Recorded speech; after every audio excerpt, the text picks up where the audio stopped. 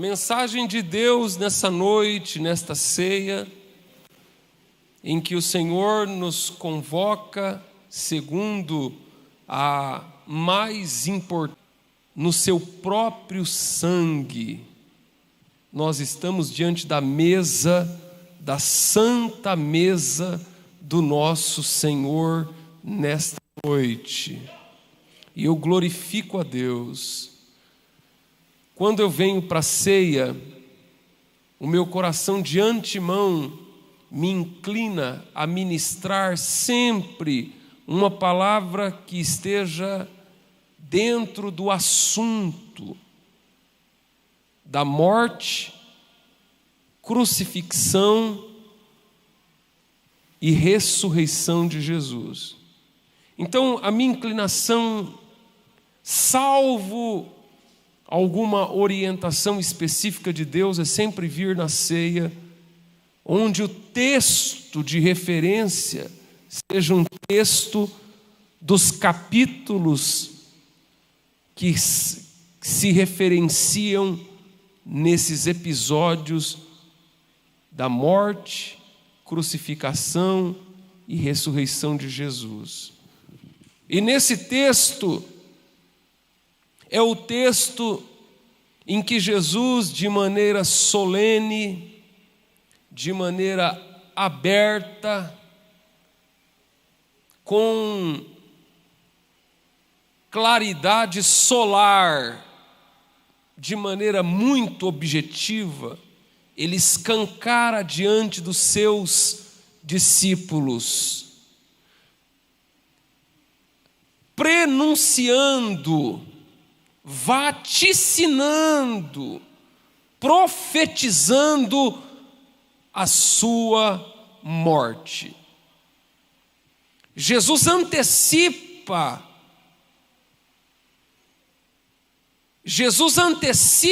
aos seus discípulos os eventos seguintes.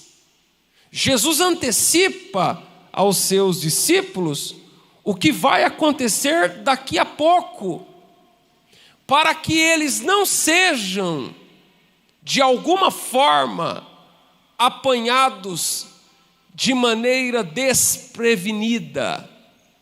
Então nós temos aqui o Senhor Jesus, ele avisa os seus discípulos do que vai acontecer daqui a pouco, para que eles não estejam enganados, para que eles não sejam apanhados como desavisados. E o texto aqui que eu quero destacar diante de vocês é o 32. Mas depois de eu ressuscitar, irei adiante de vós para Galiléia. Então Jesus, ele avisa, antecipa, fala da sua morte, fala que o Filho do Homem será entregue às mãos dos pecadores, fala que o Filho do Homem seria morto em prol da causa sublime divina, mas ao mesmo tempo em que ele avisa sobre os terríveis acontecimentos que haveriam de suceder a poucos, terríveis acontecimentos, seria traído, o Senhor seria levado preso, o Senhor seria julgado como um blasfemo, seria julgado como um criminoso, seria condenado, depois seria crucificado. Então o Senhor avisa que tudo isso iria acontecer. Mas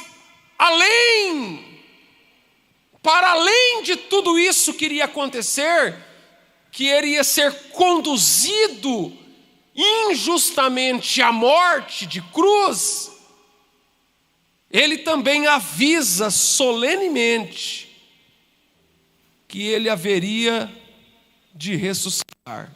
E ele fala: e depois de ressuscitar, eu irei adiante de vós para a Galileia. Primeiro ponto que eu quero destacar aqui com vocês é o plano. Jesus, quando diz estas palavras, ele está descortinando, desvendando, abrindo diante dos seus discípulos um plano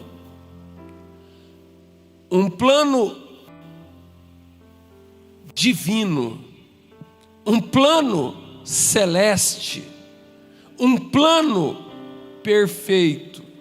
Quando Jesus abre os acontecimentos vindouros diante dos seus discípulos, ele está demonstrando com muita propriedade que eles estavam inseridos no contexto de um plano perfeito, de um plano infalível, de um plano feito pelo Deus eterno. Eles estavam diante de um plano que não se desviaria da rota, que nada e ninguém poderia distorcer, invalidar, que nada e ninguém poderia desviar o fluxo inexorável do objetivo de Deus. E é isso que eu preciso que vocês entendam. Nós não estamos aqui por acidente, nós não estamos aqui num jogo aleatório, nós não estamos aqui por uma mera casualidade. Isso aqui não é um casuísmo, nós estamos inseridos num plano divino, no contexto de um propósito divino que está conduzindo uma agenda. Deus tem uma agenda e Ele resolveu cumprir a sua agenda, e não tem nada e ninguém e nenhuma circunstância que vai obliterar o cumprimento do propósito elevado de Deus. Quando Ele está dizendo essas palavras, Ele está demonstrando que existe um plano e que nada vai embaraçar esse plano. O plano vai seguir adiante. Segundo, Jesus está revelando o plano. Ele está abrindo a intimidade. Ele está esviscerando o plano para os seus, ou seja, nós que somos a igreja de Deus, nós que somos o povo de Deus, nós que somos servos de Deus, o Senhor mostra para nós as engrenagens, os detalhes do seu plano. Louvado seja Deus. Jesus mostra para eles o plano. Aos olhos das pessoas, aos olhos dos de fora, aos olhos dos circunstantes, dos distantes, alguém poderia pensar que Jesus estava sob o controle de Herodes, sob o controle dos sacerdotes, ao sabor da circunstância, que Jesus estava com má sorte de ter sido preso.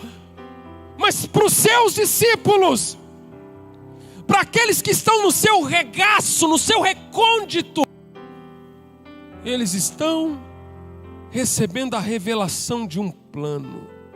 Saiba de uma coisa, meu irmão. O Senhor fala lá no livro de Amós: porventura rugirá o leão, sem contudo que haja presa. Rugirá o leão sem que haja presa? Pois bem, pois o Senhor não fará coisa alguma sem antes revelar aos seus profetas. Então Deus está revelando um plano, e é nesse plano revelado que o Senhor tem o absoluto controle de todas as coisas. E eu preciso que nessa noite você abra o teu coração, porque se nós não entendermos que nós estamos no plano de Deus, nós caímos, nós resvalamos no desespero, na angústia, na desesperança, na desilusão, no desacorçoamento. Nós caímos em depressão. Mas é ao saber que Deus tem um plano, que o nosso coração se firma, que o nosso coração se esteia, que a nossa alma se assegura numa confiança inabalável da presença de Deus.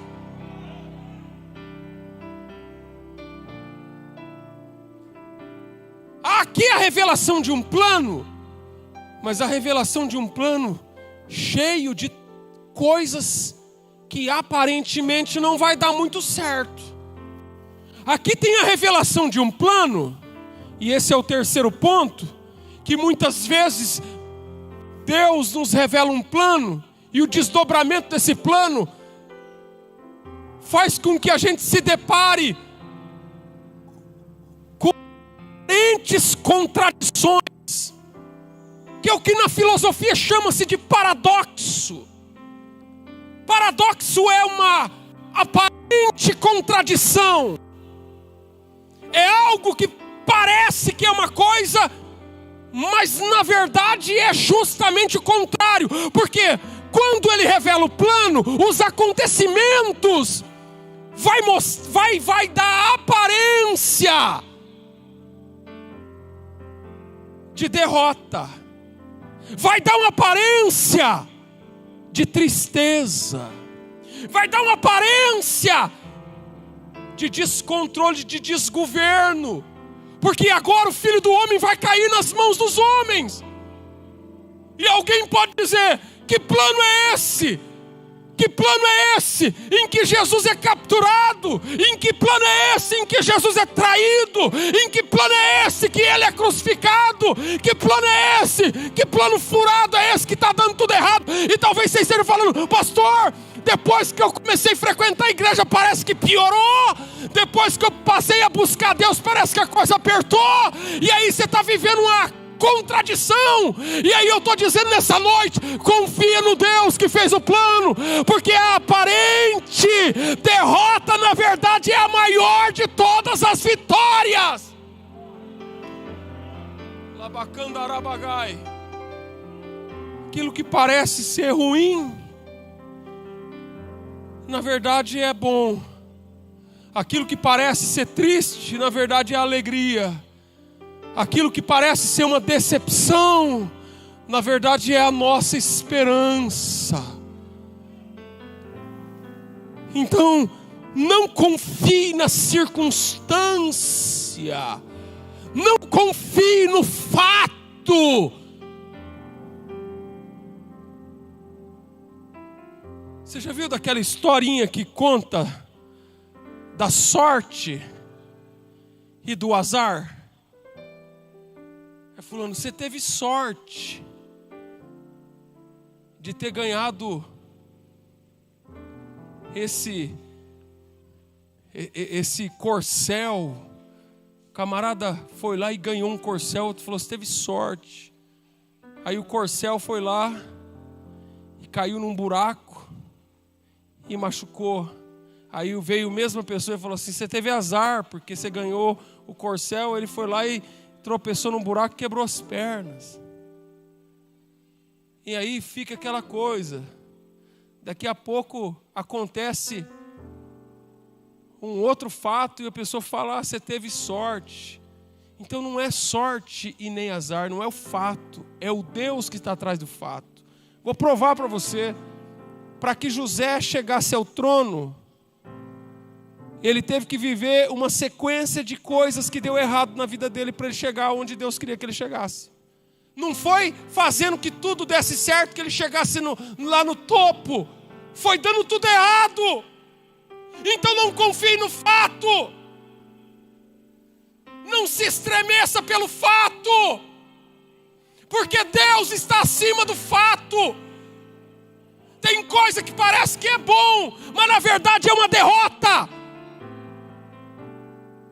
Esses dias eu estava orando, Senhor, eu preciso que o Senhor mande bênção, mas bênção, que a bênção venha como bênção. Porque tem bênção que vem disfarçada, mas no fundo é maldição. Então, Jesus está dizendo assim, eu vou morrer. Vai dar tudo errado para mim. Mas depois que eu ressuscitar, depois que eu ressuscitar. Ou seja, ele está dizendo, que é o quarto ponto, quando parecer que é o fim, então não vai ser o fim. Vai ser o fim pela ótica dos homens. Vai ser o fim pela perspectiva humana. Diz que o jogo só acaba quando termina. Quando parecer o fim, porque ele está dizendo assim, depois de ressuscitar, depois do fim. Quem é que vai pôr o ponto final? Muitas pessoas chegam e falam assim, desista, não tem mais jeito. As pessoas gostam, falam, sua causa é perdida. Não incomode mais o mestre. Sua filha está morta. O homem gosta de ir lá colocar. Sua causa não tem mais jeito. Esta é uma causa perdida. Nessa noite, Deus está tirando o ponto final e colocando uma vírgula. Porque onde a história do homem termina, a de Deus começa. Depois que eu ressuscitar. Aleluia, glória a Deus. Nada vai ser capaz de deter o propósito de Deus. Nada vai ser capaz de invalidar o propósito de Deus. Eles vão colocar uma pedra. Uma pedra que pesa toneladas no túmulo. Mas nem aquela pedra será capaz de segurar, de deter o poder de ressurreição do nosso Cristo. E Jesus, quando Jesus está dizendo depois de ressuscitar, ele nem morreu ainda. Ele está avisando do plano, está revelando o plano. Mas quando ele disse esse negócio depois de ressuscitar, eles não entenderam. Tem coisas que Deus está dizendo para você agora, que você não entende, que nem eu e nem você entende. E a gente acata por fé. Eu estou te ensinando agora. Nem tudo que Deus disser para você, você será capaz de entender no momento em que Ele estiver falando. Por isso que você não pode desprezar o que Deus está falando. Isso não é comigo, isso não é para mim. Não entendi nada. Que pregador esquisito. Irmão, nem sempre a linguagem de Deus terá conexão com a realidade por causa do nosso nível. Por causa a nossa mente é limitada para compreender a magnitude, a complexidade das coisas que Deus revela. Nem tudo que Deus mostra você entende. E não é porque você entende que você precisa descartar. Tem coisas que Deus está dizendo agora que você tem que guardar no coração e esperar a hora certa para que você comece a compreender tudo o que você está vivendo hoje. Agora eu entendo. Louvado seja Deus. Tem coisa que Deus falou lá atrás que eu vim entender 10, 15, 20 anos depois eu vim entender. Pretela, lembra aquilo que aconteceu aquele dia que Deus usou fulano de tal? Lá naquele dia, está vendo o que está acontecendo aqui hoje?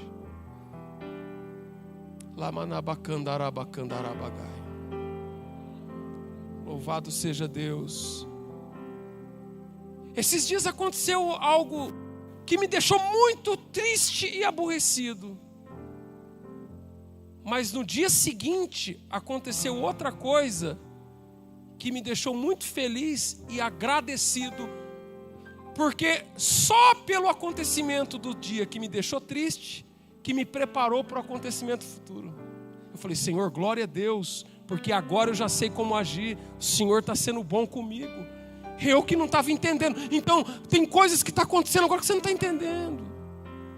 E não é o fato que importa. O que importa é o Deus que está conduzindo os fatos para fazer cumprir na tua vida o propósito dele. Abra o teu coração, porque Deus vai te abençoar hoje.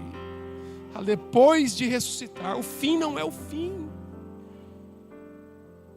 Não permita que ninguém, que o diabo, que pessoa alguma vai determine o fim sobre a tua vida, porque Deus está além do fim, e aquilo que para o homem é impossível, para Deus é possível.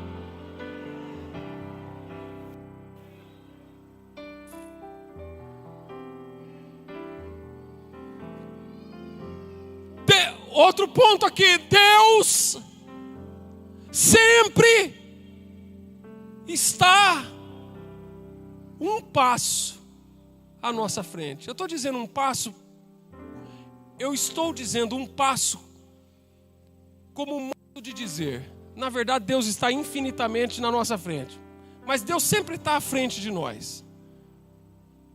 Porque Ele está dizendo assim, depois de ressuscitar, eu irei adiante de vós para a Galileia.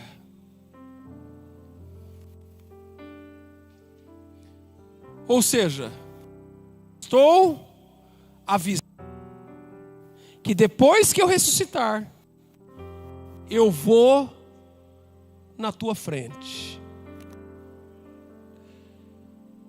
Existe uma reunião marcada lá na Galileia. E eu já estou avisando você que depois que eu ressuscitar, eu espero você lá na Galileia. Deixa eu te explicar.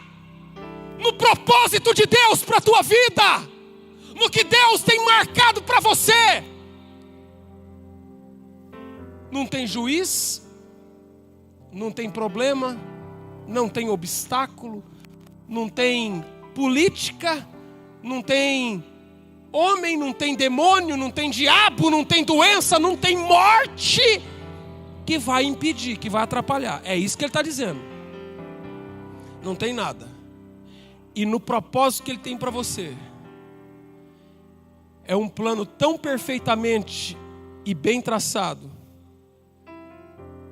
que Ele está te esperando lá na frente. Quando você chegar aonde Deus programou para você chegar, porque poucas pessoas suportam o nosso sucesso. Poucas pessoas se alegram com a tua vitória. Tem muita gente para chorar. Tem muita gente para chorar. Ele era uma ótima pessoa. Não vai faltar gente para chorar. Mas o dia que você chegar onde Deus programou para você chegar, Ele já vai estar lá te esperando. Você consegue dar glória a Deus nessa noite? Quando você chegar lá, depois, porque não é fácil chegar lá na Galileia, porque o caminho daqui para Galileia, ele vai ter que enfrentar Judas. Está aqui, ó, nos textos seguintes. É só você seguir o olho. Pelo olho você vai ver. Tem Judas. Tem Pedro que vai negar 3 vezes. Tem os soldados que vão amarrar.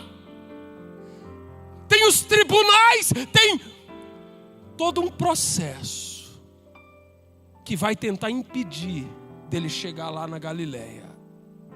Tem uma cruz. Mas quando você chegar lá, sabe quem que vai estar te esperando? Você sabe quem mais? Você sabe, é incrível, porque na tua caminhada vai ter gente para desacreditar de você, para falar: ih, rapaz, outros já tentaram e não conseguiram. Na tua caminhada, talvez em alguns momentos você mesmo vai desacreditar. Em alguns momentos você vai fraquejar. Você vai falar: não dá. Mas Ele fala assim: eu vou na frente e te espero lá. Jesus aposta em você e nunca vai desistir de você. Ele te espera lá, onde Ele marcou para você chegar. E depois de ressuscitar, eu vou à tua frente, aleluia, e vou chegar lá. Quando você chegar lá, Ele vai estar te esperando. Ele vai estar te esperando.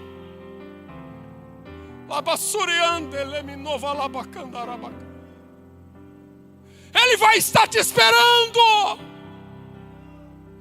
Depois de ressuscitar, eu irei adiante de vós para a Galileia. A Galileia é a terra onde Jesus viveu a sua infância.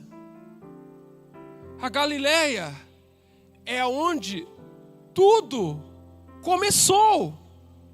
A Galileia, tirando Judas, todos os 11 discípulos eram galileus. Uma vez perguntaram: quem é este? Aí responderam: este é Jesus de Nazaré da Galileia. Aleluia. A Galileia é o palco, é o teatro das operações e das pregações de Jesus. A Galileia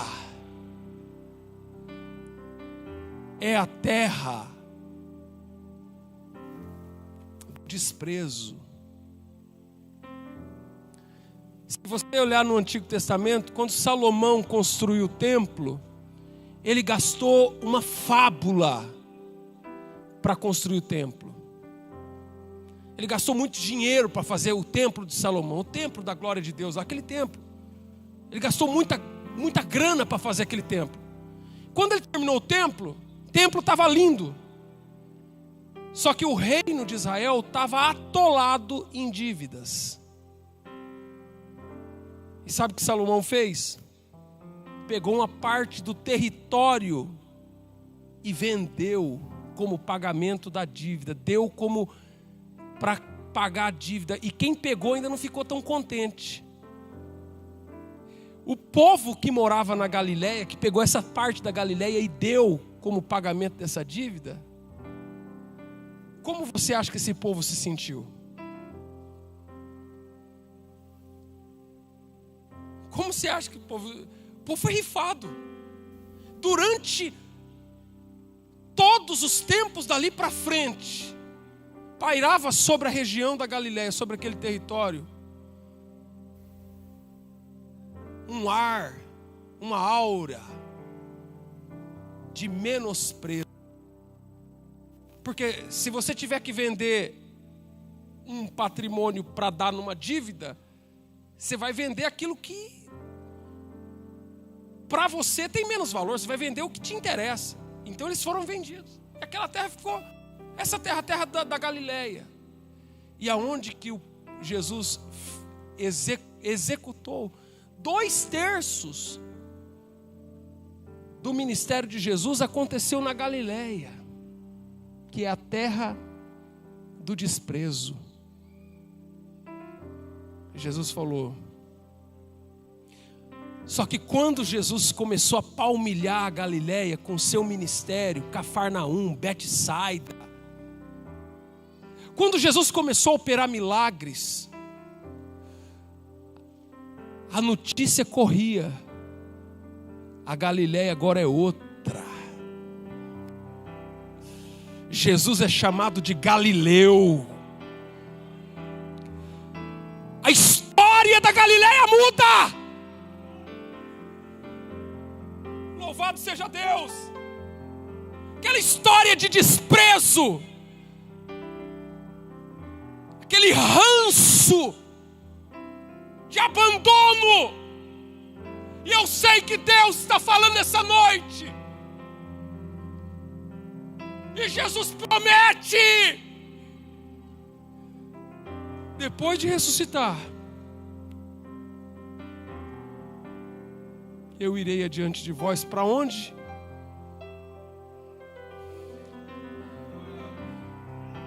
Uma vez eu fiquei pensando assim comigo. Eu já até comentei.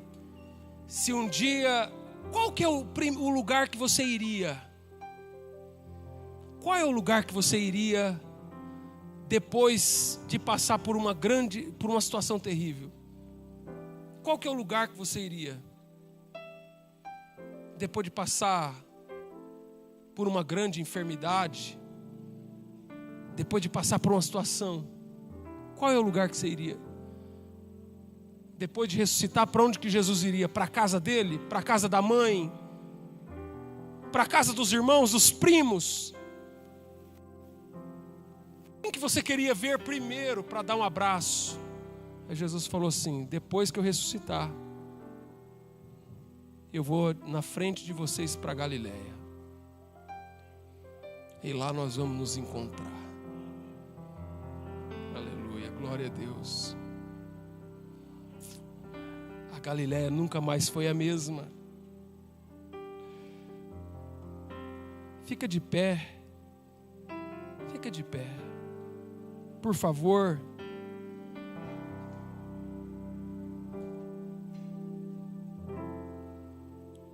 Se você vê o capítulo 28 de Mateus, está aqui no 28. Nós lemos 26, verso 32. Depois de ressuscitar, irei adiante de vós. No 28, Jesus ressuscita. No 28 ele ressuscita. Está vivo. Terceiro dia, ressuscitou. Venceu a morte, o inferno, o pecado. Está redivivo. A pedra foi removida. A notícia corre. A notícia corre. Aquele que vocês pensavam que estava morto, não está mais morto, ele ressuscitou. Verso 7 diz assim. Verso 6: ele não está mais aqui porque já ressuscitou, como tinha dito. Vinde e vedes o lugar onde o Senhor jazia. Verso 7: ide imediatamente e dizei aos discípulos que já ressuscitou dos mortos.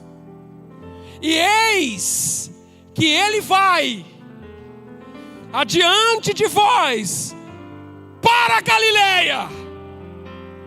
Ali o vereis. e eis que eu vou-lo tenho dito. Aleluia. Se vocês quiserem vê-lo, vai na palavra que ele já disse: estou indo adiante de vós da Galileia. Quando o anjo apareceu para elas, ele manda avisar que tem um encontro marcado com vocês na Galileia. Quando você chegar lá, saiba de uma coisa, que o teu Senhor vai estar te esperando. Porque o plano que Ele tem é perfeito, é soberano, é maravilhoso.